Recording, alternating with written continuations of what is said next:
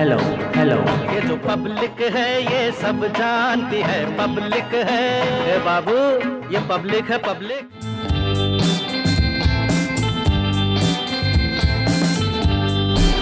हमारा कारवां पहुंच गया है बलरामपुर। बलरामपुर का सदर विधानसभा, उत्तर प्रदेश का पीछे का जिला या पिछड़ा जिला, ये तो बात की बात है। लेकिन बलरामपुर की बात करें तो ये एक हिमालय का तराई क्षेत्र है और हर साल यहाँ बाढ़ आ जाता है। जो सदर विधायक हैं पलटू राम, वो प्रदेश सरकार में मंत्री हैं। पिछली बार 2017 में भाजपा की झोली में था, लेकिन 2012 में सपा, 2007 में बसपा और 2002 में सपा। 2022 में फिर से विधानसभा चुनाव होना है। पब्लिक से करेंगे पब्लिक की बात, क्योंकि पब्लिक है, सब जानती है उनके चुनावी मुद्दे क्या होंगे, किन मुद्दों पे वोट डालेंगे और क्या होंगे उनके चुनावी मुद्दे। आपको क्या लगता है कि विधानसभा चुनाव होना है, तो इस बार विधानसभा चुनाव 2022 में बलरामपुर का चुनावी मुद्दा क्या है? चुनावी मुद्दा क्या है? मतलब किन मुद्दों पे आप इस बार वोट करेंगे?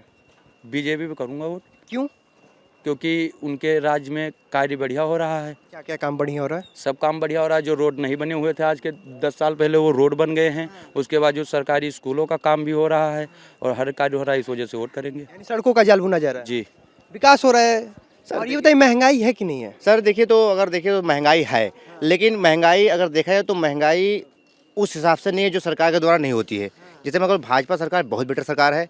इसमें सोच ईमानदार काम दमदार वाली जो प्रक्रिया चलाई है, मोदी जी ने बहुत अच्छा काम किया है। और हम लोग पूरी सपोर्ट से भाजपा को वोट करेंगे और भाजपा को 2022 में अच्छे से अच्छे मतों से उनको जिताएंगे और फिर बीजेपी की सरकार बनाएंगे। ठीक है, यहाँ पे कुछ लोग और पीछे हैं, इनसे भी देखते हैं, इनसे भी बात करते हैं कि इनका इस बार चुनावी मुद्दा क्या होगा। आप यहीं के हैं?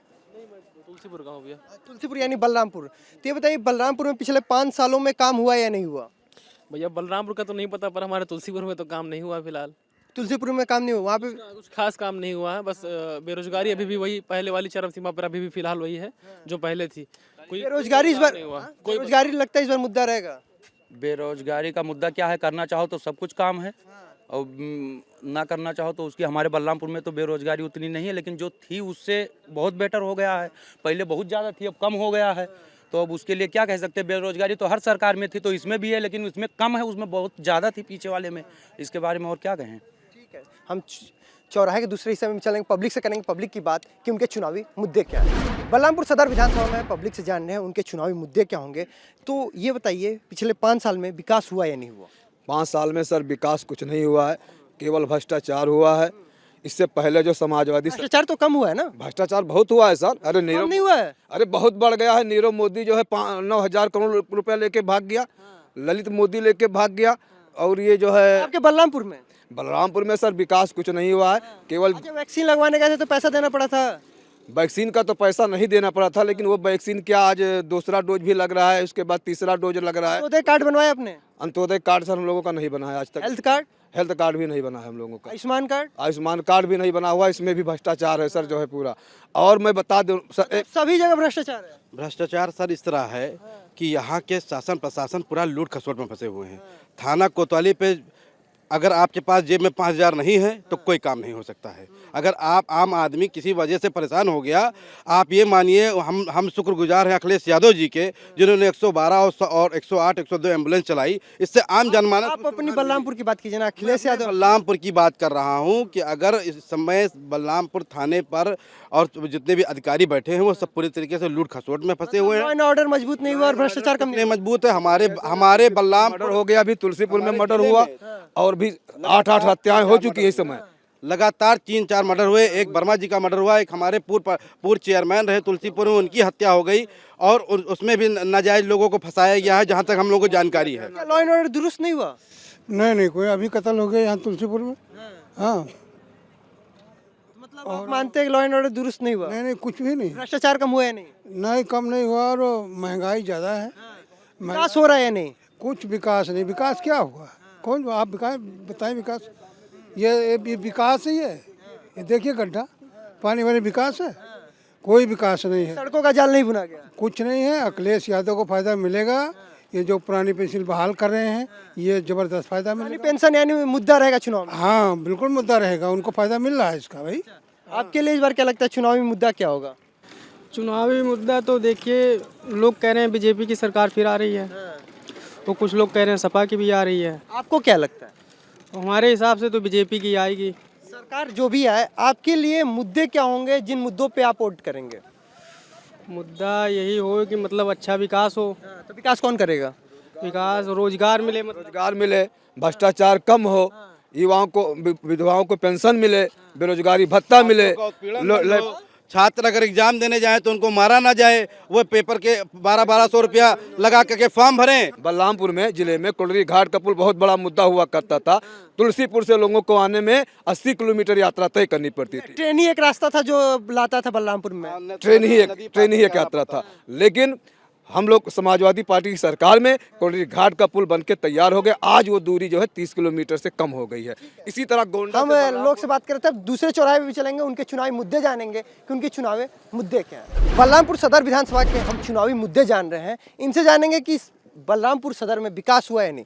एक शब्द में विकास हुआ या नहीं? नहीं हुआ भैया, विकास तो कहीं नहीं हुआ है, पूरे देश में नहीं हुआ है, तो यहाँ का कैसे होगा? प्रदेश में कहीं नहीं हुआ है। विकास क्या हुआ है? विकास नहीं, विनाश। हाँ, सड़कों का जल भुना गया। हाँ, सड़क बढ़िया बना है। सड़क बनी है तो केवल मेन रोड बनाए गए। विद्युत व्यवस्था पहले से बेहतर हुई या नहीं? जो जैसा था वैसा ही है। 18 घंटे 22 घंटे बिजली नहीं आती अब? पहले भी रहती थी। पहले भी रहती थी। यहाँ पे पहले ऐसा होता था कि शिफ्टों में लाइट आती थी सुबह और शाम, तो अभी बेहतर है या नहीं? नहीं, पहले से कुछ बेहतर है लाइट आने का, लेकिन पूरे 18 घंटे मिल नहीं पा रही है अभी भी। गांव में नहीं मिल पा रही। बात करें तो बलरामपुर में हर साल बाढ़ आ जाता है। हाँ। सरकार आती है जाती है, सपा बसपा या भाजपा, तो ये समस्या किसके देन पे है कि अभी तक खत्म नहीं हो रही है? समस्या सरकारों की है। बंधा अभी अधूरा ही पड़ा हुआ है, सालों से बंधे को अभी पूरा नहीं किया गया है। अगर बंधा पूरा कर दिया जाए तो कम से कम शहर के अंदर बाढ़ तो नहीं आएगी। हर साल ऐसा होता है कि होगा। बंधा कैसे पूरा हुआ है? बीजेपी सरकार काम ही नहीं किए हैं। वैसे कह रहे हो कि सपा वाले बिल्कुल सब काम किए, चारों तरफ बिल्कुल सपा या बसपा के सरकार देख लिया जाए तो चारों तरफ केवल गड्ढे ही गड्ढे थे। अधूरा है, नहीं अधूरा है। सुखुइया के पास सपा की सरकार में बाढ़ आती थी या नहीं? बिल्कुल आती थी, बिल्कुल। भाजपा में आ रही है कि नहीं? नहीं आ रही है, बिल्कुल 5 साल से बाढ़ नहीं आ रही है? बिल्कुल नहीं आ रही। 5 साल से बाढ़ आ रही है नहीं? बाढ़ आ रही है। हमारे पास मोबाइल में नहीं आ रही है, लेकिन जब सपा थी और बीएसपी थी खूब बाढ़ आई है, खूब मौतें हुई हैं सब। क्यों? जो ये उद्घाटन मोदी जी ने किया, ये किस स्तर का परियोजना है? ये जो लोकार्पण अभी उन्होंने किया है, जो लोकार्पण कम से कम सरयू नहर परियोजना। हाँ, सरयू नहर परियोजना 30 लाख किसानों को फायदा होगा उससे। ये नहीं, अभी ओड़ाझार चले जाइए, वो परियोजना पूरी ही नहीं हुई है। कम से कम 150 पुल बाकी पड़े हुए हैं, परियोजना का लोकार्पण हो गया। ऐसा कुछ नहीं है कि 150 कहीं बाकी है। बिल्कुल बिल्कुल, जहाँ तक खुदा है, नहीं जानकारी है उसी तरीके से हम बात कर रहे हैं। ओड़ाझार अभी नहीं कंप्लीट हुआ है, और कम से कम 150 पुल अभी बाकी पड़े हुए हैं, अब बता रहे हो सब कंप्लीट हो गया।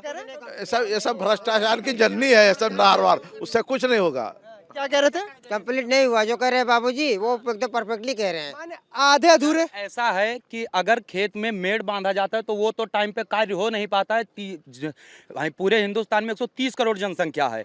आप पूरे परिवार को, सदस्य को बराबर तरीके से बात हो रही है। लोकार्पण जब होगा, लोकार्पण कब होता है पहले ये बताइए? लोकार्पण, मेरी बात सुनिए। लोकार्पण कब होता है? लोकार्पण कब होता है? मेरी बात तो सुनिए, 1 मिनट मेरी बात सुनिए। जो बंधे की बात हुई है उस चीज की मैं बात पूछ रहा हूँ, यहाँ पे बात हो रहा है लोकार्पण कब होता है ये बताइए? लोकार्पण जब कार्य पूरा हो जाता है तभी लोकार्पण होता है। हाँ, तो ये कार्य पूरा हो गया? नहीं, अभी पूरा नहीं चले हुआ। जाइए ओड़ाझार तुलसीपुर के पास में है, अभी बंद नहीं पूरा हुआ है, अभी नहर नहीं खुदी हुई है। मैं कह सकता हूँ नहीं पूरा हुआ है। अच्छा ये बताइए कि काम करता हूँ, मैं जानता हूँ नहीं पूरा हुआ है। जो भैया जी कह रहे हैं वो परफेक्टली कह रहे हैं। ये बताइए बलरामपुर में सफाई है या नहीं? बलरामपुर में सफाई तो ज़्यादातर सफाई तो नहीं दिख रही है, लेकिन हाँ केवल मान के चलिए कि 50% भी नहीं है सफाई के। उसमें सफाई के मामले में 50% भी नहीं है, 25% है, 50% नहीं है। आप किसी भी गली में चले जाइए, डालो कूड़ा तो उसकी जगह जगह पे डस्टबिन लगे पड़े हैं। आप खुद सफाई न रखोगे तो उसका क्या, उनका कसूर थोड़ी नहीं है। और सपा के सरकार में कहीं पर डस्टबिन लगा हुआ मिल रहा था आपको? बलरामपुर रेलवे स्टेशन पे यहाँ पे लैट्रिन बाथरूम है, जाके देख लीजिए कितनी सफाई है, कितनी सफाई करते हैं यहाँ पे।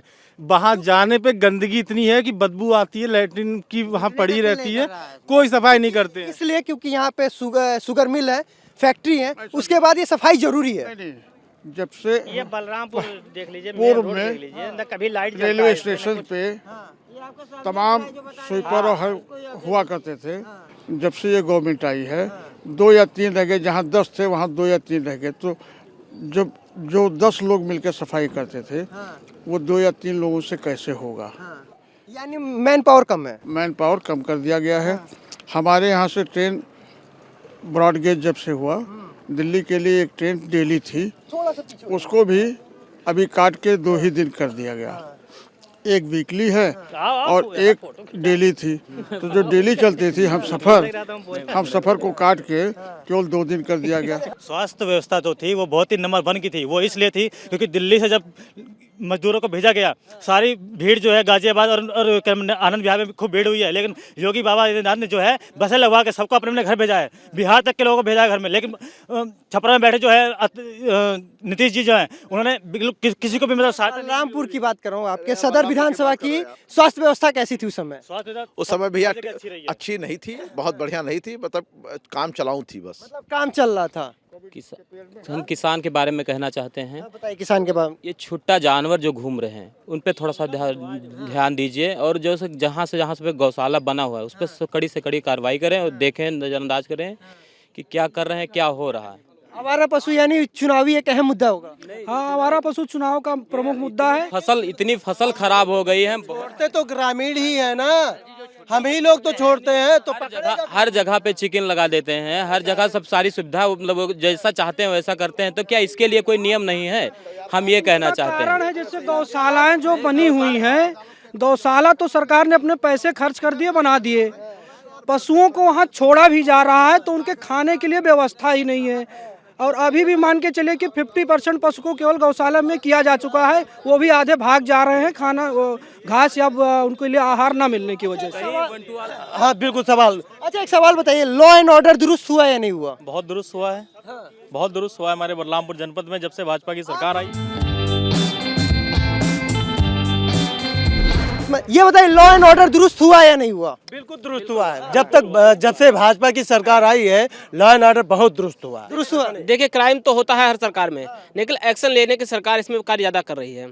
दुरुस्त हुआ नहीं, हमारे हिसाब से बहुत अच्छा नहीं हुआ है। क्राइम रेट बढ़े हैं जब से सरकार आई, ऐसा नहीं। सरकार में क्यों, सपा सरकार में पुलिस वाले खुद ही मारे जाते थे भाई साहब।